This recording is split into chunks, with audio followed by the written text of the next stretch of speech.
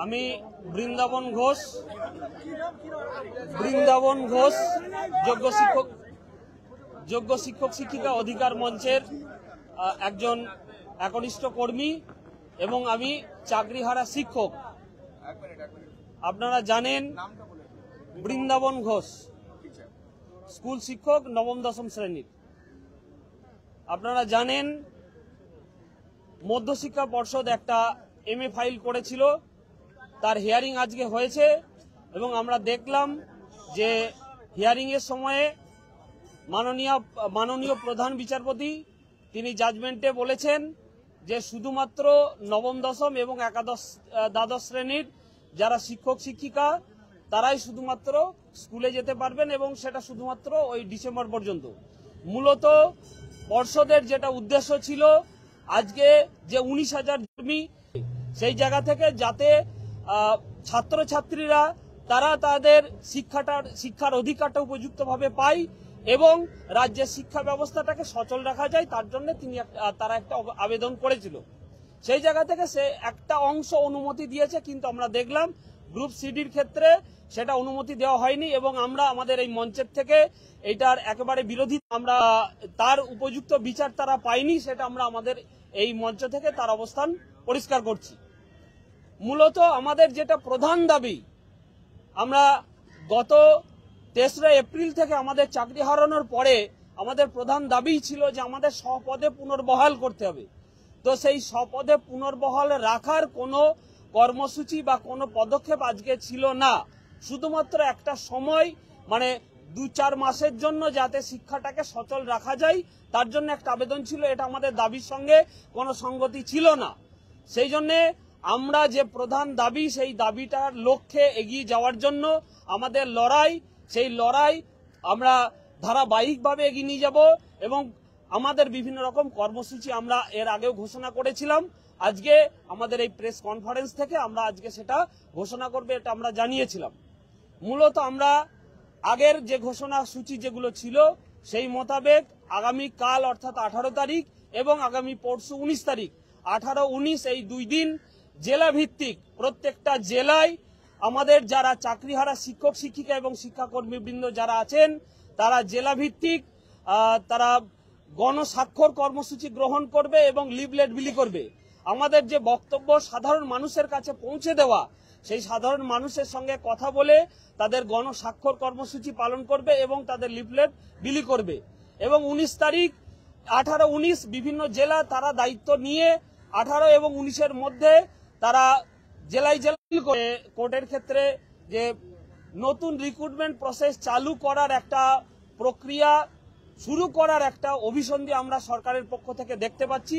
সেই জন্য মাননীয় মুখ্যমন্ত্রী যে আশ্বাস দিয়েছিলেন, মাননীয় শিক্ষামন্ত্রী যে আশ্বাস আমাদের দিয়ে যাচ্ছেন অনবরত যে আমাদের স্বপদে পুনর্বহাল রাখবেন, যোগ্য শিক্ষক শিক্ষিকা এবং শিক্ষাকর্মীরা যাতে তাদের চাকরি ফিরে পায়, সেই জন্য সরকার দায়বদ্ধ।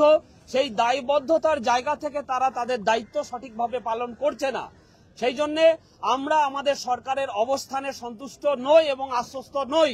সেই জন্য আগামী 21 তারিখ আমরা করুণাময়ী বাস স্ট্যান্ড থেকে আচার্য সদন অভিযান করব আমরা আগামী 21 তারিখ। এবং গত 11 তারিখের আমাদের কর্মসূচিতে শিক্ষামন্ত্রী এবং শিক্ষা দপ্তরের আধিকারিক যারা ছিলেন, চেয়ারম্যান সঙ্গে মধ্যশিক্ষা পর্ষদের প্রেসিডেন্ট, তারা তাদের যে কথা বলেছিলেন যে 21 তারিখের মধ্যে যোগ্য অযোগ্য তালিকা সেটা প্রকাশ করবে স্কুল সার্ভিস কমিশন তাদের ওয়েবসাইটে। সেটা আগামী 21 তারিখ সেই ডেটটা শেষ হচ্ছে। এবং সেই সঙ্গে আমরা পরিষ্কার করে বলতে চাই, যোগ্য অযোগ্য তালিকা যেমন প্রকাশ করবে তেমনি যারা যোগ্য যারা নন টেন্টেড তাদের সার্টিফাই করে একদম ওয়েবসাইটে প্রকাশ করে যোগ্যদের স্বপদে বহাল রাখার ক্ষেত্রে রিভিউয়ের ক্ষেত্রে উপযুক্ত তথ্যগুলো যাতে কোনো রকম ত্রুটি না থাকে তার ব্যবস্থা করতে হবে। এবং যারা টেন্টেড তাদের টার্মিনেশন লেটার দেওয়ার সেই প্রক্রিয়াটা শুরু করবে 21 তারিখেই। এবং যাতে করে এই আমরা যে শুরু থেকেই দাবি রাখছি যে সেগ্রিগেশন, সেই সেগ্রিগেশনের একটা প্রথম ধাপ এবং প্রধান ধাপ হচ্ছে টেন্টেডদের বাতিল করা। সেই টেন্টেডদের বাতিল করার ক্ষেত্রে 21 তারিখ আমরা আগামী শনিবার হাফ ডে, হয়তো সমস্ত কর্মসূচি ঠিকঠাক পালন হয় না, অফিসগুলো ঠিকঠাক খোলা থাকে না, কিন্তু আগামী 21 তারিখ সোমবার যাতে টেন্টেডদের টার্মিনেশন করা দেওয়া হয় এবং যারা যোগ্য, যারা নন টেন্টেড তাদের সার্টিফাই করে স্কুল সার্ভিস কমিশন তাদের ওয়েবসাইটে পাবলিশ করে, সেই ব্যবস্থা যতক্ষণ না হচ্ছে আমরা আমাদের অবস্থান করব করুণাময়ী বাস স্ট্যান্ড থেকে আচার্য সদন, এবং যতক্ষণ না এইটা পরিপূর্ণভাবে আমাদের দাবি মিটছে ততক্ষণ পর্যন্ত আমরা আমাদের ওখানে অবস্থান করব। এছাড়াও পূর্ব ঘোষিত একটা কর্মসূচি আমাদের ছিল শিয়ালদা থেকে রাজভবনের মুখে মিছিল করে এসে রাজভবন অভিযান, আমাদের একটা কর্মসূচি ছিল 22 তারিখ, আগামী 22 তারিখ 22 এপ্রিল মঙ্গলবার শিয়ালদা থেকে রাজভবন পর্যন্ত মিছিল করে রাজ্যপালের কাছে আমাদের দাবি দাওয়াগুলো তুলে ধরা এবং সেই সঙ্গে রাজ্যপালের মধ্য দিয়ে রাজ্যপাল মারফত আমরা রাষ্ট্রপতির কাছে আমাদের যে প্রধান দাবি সেই দাবিটা তুলে দিয়ে যাতে করে যোগ্য শিক্ষক শিক্ষিকা এবং শিক্ষাকর্মীরা তাদের প্রতি ন্যায় বিচার করা হয়, সেই ন্যায় বিচার পাইয়ে দেওয়ার লক্ষ্যে রাজ্যপাল সদর্থক ভূমিকা পালন করে সেই আবেদন আমরা তার কাছে রাখব। আগামী 22 তারিখ 22 এপ্রিল মঙ্গলবার। এছাড়াও যে সমস্ত কর্মসূচিগুলো আছে আমাদের মঞ্চের নেতৃত্ব মেহবুব মন্ডল সে তার বক্তব্য বলবে।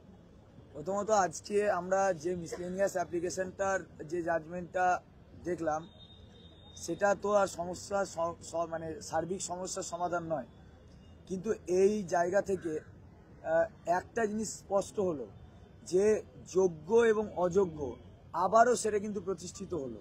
মানে ডিসেম্বর পর্যন্তই হোক, কিন্তু যারা নন টেন্টেড তাদের কিন্তু স্কুলে যাওয়ার জায়গাটা থাকছে কিছুটা হলেও, এবং যারা নন টেন্টেড নয় অর্থাৎ যারা টেন্টেড, যারা অবৈধভাবে নিযুক্ত হয়েছে, তারপরেও যারা সাদা খাতা হাতে নিয়েও তারা নিজেদেরকে যোগ্য বলে রাস্তায় নেমে মিছিল করছে, চোরেদের মানে মিছিল করার জায়গাটা ক্লিয়ার করছেন। আজকে এখন যেটা হচ্ছে যে এখন স্কুলে কারা যাবে সেটা তো বলাই আছে অ্যাপ্লিকেশনে, যাদের বিরুদ্ধে কোনো অ্যালিগেশন নেই তারা স্কুলে যাবে, এটা বলা হয়েছিল। তাহলে কাদের বিরুদ্ধে অ্যালিগেশন নেই সেই নামটাই হচ্ছে আনটেন্টেডদের তালিকা, যেটা আমরা আগের দিন যখন মন্ত্রীদের সঙ্গে বৈঠক করেছিলাম তখন স্পষ্টভাবে বলেছি। আজও আমাদের সেই বক্তব্যটা হলো যে আপনি যে স্কুল যাওয়ার কথা আজকে বলছেন মানে মিসলেনিয়াস অ্যাপ্লিকেশনে, কিন্তু কারা তারা, তাদের নামগুলো আমাদের নামগুলো সার্টিফাই করুন এবং প্রকাশ করুন, এবং ওই তালিকায় একজনও যেন টেন্টেড না থাকে, এবং এটা যদি স্পষ্ট করা যায় তবেই রিভিউ পিটিশনে গিয়ে আমাদের একটা নির্ভরযোগ্য বক্তব্য রাখা সম্ভব হবে যে আমরা যারা আনটেন্টেড তাদেরকে রেখে যারা টেন্টেড তাদেরকে বাদ দিয়ে দিয়েছি। এবং সবচেয়ে বড় ব্যাপার যে ইমিডিয়েট তাদেরকে টার্মিনেশন লেটার দিতে হবে, যেটা বৃন্দাবন দাও বললো, এবং সেই সাপেক্ষেই আমরা আগামী কর্মসূচি, যেটা 21 তারিখ আমাদের অন্য জায়গায় কর্মসূচি ছিল, আমরা 21 তারিখের কর্মসূচিটা একদম সদনেই করব। যতক্ষণ পর্যন্ত না ওদের টার্মিনেট করছে ততক্ষণ পর্যন্ত আমরা ছাড়ছি না, এটা আমাদের স্পষ্ট একটা উক্তি। আর আমাদের সত্যি আর একটা খুব দুঃখজনক ব্যাপার, যেটা নিয়ে আরো ডিসকাসের অবকাশ আছে, আলোচনার অবকাশ আছে, এটা যে টেন্টেড আর আনটেন্টেড, টেন্টেডরা সুযোগ সুবিধা পাওয়ার যোগ্য নয়, কিন্তু যারা আনটেন্টেড তারা সুযোগ সুবিধা পাওয়ার যোগ্য, অর্থাৎ তাদের জন্য রিভিউ পিটিশনে যাওয়ারও একটা রাস্তা খোলা আছে এবং আমরা সেটা যাব। কিন্তু তারপরেও আমরা দেখলাম যে আমাদেরই সহযোদ্ধা গ্রুপ ডি এবং গ্রুপ সি তারা কিন্তু আমাদের মতো একটা সাধারণ জাজমেন্ট পেল না, অর্থাৎ আনটেন্টেডদের যে মধ্যেও একটা আলাদা করে দেখার প্রবণতা তৈরি হলো। এই জায়গায় সত্যি আদালতের রায়ে আমাদের তো কিছু বলার নেই, কিন্তু সত্যি এটা আমাদের কাছে খুব দুঃখজনক। এটা আরো ভালো করে হতে পারতো। বারবার কিন্তু একটা জায়গা কোথাও যেন আটকে যাচ্ছে, একটা জায়গায় যেন সেই অন্ধকারের ওই পারে আরো কোনো আলোর সন্ধান আছে কিনা সেই সন্ধানটা করা হচ্ছে না। যাই হোক, স্বস্তি তো নয়, কারণ এটা তো স্বস্তি বলা যায় না। আমি বারবারই এই কথাটা বলতে চাইছি যে যখন একটা মানুষ জেনে যায় যে 3 মাস বা 4 মাস পরে তার মৃত্যু হবে, যদি একটা ক্যান্সার পেশেন্টকে বলে দেওয়া হয় যে 3 মাস পরে তার মৃত্যু হবে, তার প্রতিটা দিন তার কাছে মৃত্যুর নামান্তর। তাই আমরা স্কুলে হয়তো যাব, কিন্তু স্কুলে গিয়ে ওই প্রতিটা দিন আমার কাছে একটা করে দিন যাবে আর আমাকে এটা মনে করাবে যে আর কিছুদিন পরে এই স্কুলের সাথে তোমার কাছে আর কোনো সম্পর্ক থাকবে না। এই বলছে মুখ্যমন্ত্রী আজকে বলেছেন যে সুপ্রিম কোর্ট আজকে আমাদের আবেদনে সাড়া দিয়েছে, তা এটা কি ঠিক? মানে সুপ্রিম কোর্ট সত্যি কি সাড়া দিয়েছে? সারা তো দিয়েছেই, কারণ তারা তো আবেদনই করেছিল এই মর্মে যে যাতে স্কুলগুলো চলে এবং কিছুদিন পর্যন্ত তাদেরকে সময় দেওয়া হয়। তাই মুখ্যমন্ত্রী যেটা বলেছেন তার দৃষ্টিভঙ্গি থেকে ঠিকই আছে, কিন্তু আমাদের কাছে ব্যাপারটা পরিপূর্ণতার জায়গায় নয়, আমাদের কাছে পরিপূর্ণতার জায়গায় নেই। না, একটা জিনিস হচ্ছে যে কপিল সিব্বল আজকে বলেছেন, রাজ্যের আইনজীবী, তিনি সুপ্রিম কোর্টের সঙ্গে সহমত পোষণ করে এসেছেন যে 31শে ডিসেম্বরের মধ্যে নতুন নিয়োগ প্রক্রিয়া শেষ হবে এবং 31শে মের মধ্যে আপনার নিয়োগ বেরোবে, বিজ্ঞপ্তি বেরোবে। তাহলে রিভিউ পিটিশনের কি মানে থাকছে? আর নতুন নিয়োগ প্রক্রিয়া হলে তো আপনাদেরও তাহলে পরীক্ষায় বসতে হবে, কি বলবেন? প্রথমত মিসলেনিয়াস অ্যাপ্লিকেশনের সঙ্গে রিভিউ পিটিশনের সম্পর্ক নেই। মিসলেনিয়াস অ্যাপ্লিকেশন হচ্ছে একটা আবেদন মাত্র, রিভিউটা আরো উচ্চ পর্যায়ে, যে আমি এই জাজমেন্ট যেটা দিয়েছে সেটাকে আরো পর্যালোচনা করার দরকার আছে। মানে এখানে আমি বলছি যে সুপ্রিম কোর্টে যে রিভিউ পিটিশন তো রাজ্য দাখিল করতে চায়, কিন্তু রাজ্য আবার শেষ পর্যন্ত আজকে গিয়ে বলছে যে আমরা মেনে নিচ্ছি পরীক্ষা নেবো, আপনি দিনটা বাড়ান, সময়সীমাটা বাড়ান। তাহলে মধ্যশিক্ষা পর্ষদ বলছে আমি মেনে নিচ্ছি বলেই তো সময়সীমা বাড়াতে বলছে এবং পরীক্ষা এদিকে বলছে রিভিউ পিটিশন।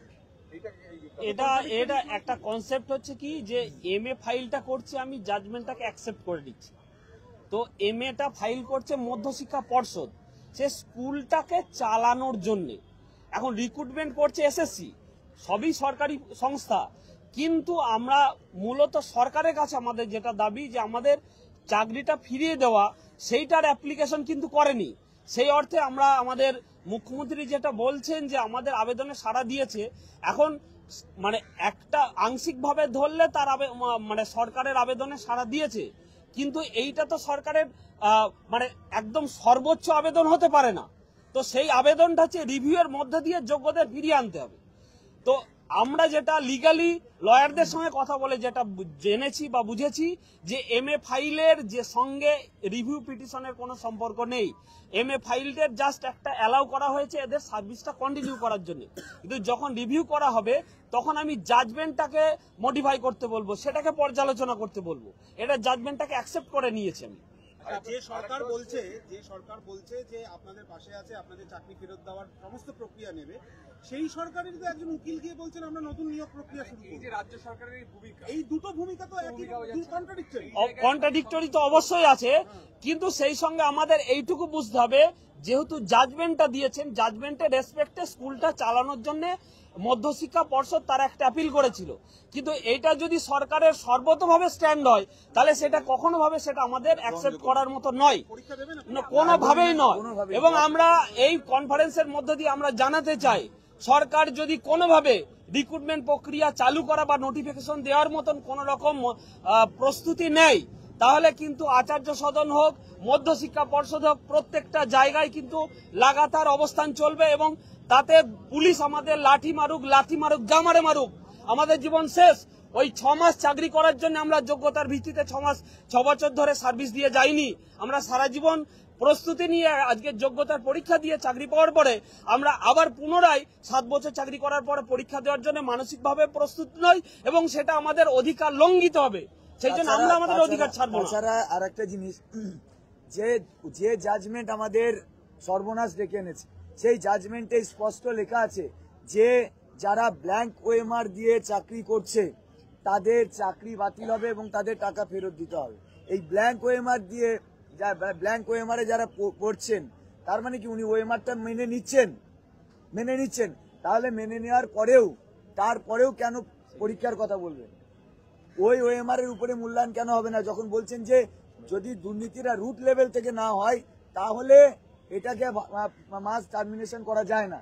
রুট লেভেল থেকে তো হয়নি, ওএমআর যতদিন আমরা দিয়েছি পরীক্ষার পর জমা পড়েছে ততদিন তো হয়নি, তাহলে ওএমআর মানা হলো, রুট লেভেল থেকে দুর্নীতিও হলো না, তাহলে ওই ওএমআর এর উপরই মূল্যায়ন করতে হবে, এটা আমাদের দাবি। আপনারা একটা কথা বলুন, এই যে রাজ্য সরকারের সঙ্গে আপনারা বৈঠক করে এলেন, তারপরে এখনো পর্যন্ত রাজ্য সরকারের যে ভূমিকা তাতে কি আপনারা আদৌ সন্তুষ্ট? না, সন্তুষ্ট নয় তো, কারণ রাজ্য সরকার দেখুন যারা অবৈধভাবে চাকরি পেয়েছে আপনারা দেখুন মাঝে মধ্যেই তারা রাস্তায় নেমে বাদর হনুমানের মতো লাফালাফি করছে আর বলছে এখনো প্রমাণ হয়নি।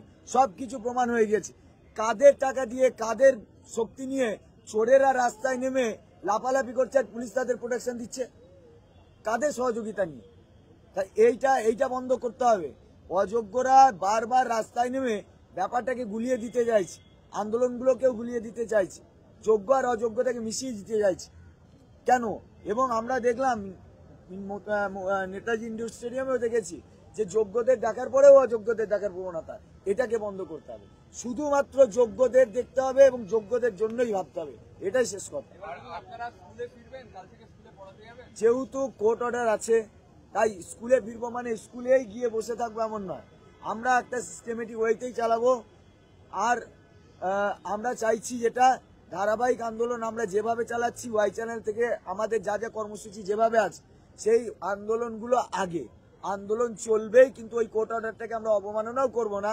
এই কারণে যেহেতু আমাদের রিভিউতেও যাবো, স্কুলেও যাবে, আন্দোলনে যাবে। হ্যাঁ, দুটো প্যারালালি আরেকটা চলবে। হচ্ছে যে শিক্ষামন্ত্রীর সঙ্গে বৈঠকে শিক্ষামন্ত্রী বলেছিলেন যে একটা যোগ্য অযোগ্যের তালিকা তিনি প্রকাশ করবেন এবং এক সপ্তাহ টাইম নিয়েছেন। সেইটা তো এখনো পর্যন্ত প্রকাশ হলো না, কি বলবেন? ওই জন্যই তো 21 তারিখে আমরা যাচ্ছি আবার, কারণ 21 তারিখে তো লাস্ট ডেডলাইন দেওয়া ছিল, আমরা তো সুযোগ দিয়েছিলাম। এবার দেখি 21 তারিখে উনি কি করতে চান। না, 21 তারিখের মধ্যে যোগ্যদের সার্টিফাইড কপি প্রকাশ করতে হবে তালিকার, এবং যারা অযোগ্য তাদের টার্মিনেশন লেটারও দিতে হবে, দিতেই হবে। শিক্ষা দপ্তরের তরফ থেকে শিক্ষামন্ত্রী বলছেন তারা রেগুলার আপনাদের সঙ্গে টাচে আছেন, তো সেই জায়গায় তারা কবে রিভিউ পিটিশন করবেন এখন বলতে পারছেন না। আপনাদের কিছু জানিয়েছেন বা আপনারা কবে রিভিউ পিটিশনে যাবেন? আপনাদের না, আমরা রিভিউ পিটিশন যাচ্ছি, আমাদের প্রস্তুতি শুরু হয়েছে। রিভিউতে যাওয়ার আগে তো ওকালতনামা সাইন, ড্রাফট বানানো অনেক কাজ থাকে, সেই প্রক্রিয়া আমরা শুরু করেছি। আমাদের গভর্নমেন্ট এখনো আমাদের জেলা জানায়নি। ভিত্তিক কর্মসূচিগুলো থাকছে, সেগুলো শুরু যেমন করা আমরা হয়েছে। জেলায় জেলায় কর্মসূচি বা ওকালতনামা সাইন করা, পিটিশনারদের যাদের তাদের একসঙ্গে মিটিং করে তাদের সঙ্গে আলোচনা করে কি কি লিগ্যাল পয়েন্ট থাকছে সেই পয়েন্টগুলো যেমন তাদের সঙ্গে ডিসকাস করে সেই লিগ্যালি প্রসেস যেগুলো করার দরকার সেগুলো আমরা জেলা ভিত্তিক ভাবে করছি। জেলা কর্মসূচি যেমন থাকছে, লিগ্যাল ইস্যুগুলো সেগুলো ডিসকাস করে স্টেপগুলো এগোনোর কর্মসূচি আমাদের ধারাবাহিকভাবে চলছে। রাজ্য সরকার আপনাদের জানিয়েছে কিছু, ওরা কবে পিটিশনে যাবে? না, আপনাদের না, এখনো ফাইনাল সেইভাবে আলোচনা আচ্ছা, হয়নি। লাস্ট হচ্ছে ওই 21 আর 22 এর কর্মসূচিটা একবার বলে দেন। 21 তারিখ আমরা যাচ্ছি একটাই দাবি নিয়ে, যোগ্যদের সার্টিফাইড কপি একদম প্রকাশ করতে হবে তালিকার, এবং সেই তালিকা এত নিখুঁতভাবে করতে হবে যাতে সেখানে একজন অযোগ্য না থাকে। তারপরে যত সার্চিং করে করার করুক, যাতে রিভিউ পিটিশনে গিয়ে কোনো না কোনোভাবে এটা না কেউ অ্যালিগেশন দিতে পারে যে এর মধ্যে আরেকজন অযোগ্য বেরিয়ে পড়েছে, এবং রিভিউ পিটিশনটা যেন খারিজ না হয়। আর 22 তারিখ আমরা রাজভবনে যাচ্ছি আমাদের জেলার গণস্বাক্ষরের বয়ান নিয়ে রাজ্যপাল থেকে রাষ্ট্রপতি পর্যন্ত যাওয়ার আবেদন। না না, গ্রুপ সি কে পাঠাও, দুজন উঠে যাও। গ্রুপ সি বৃষ্টি পড়ছে।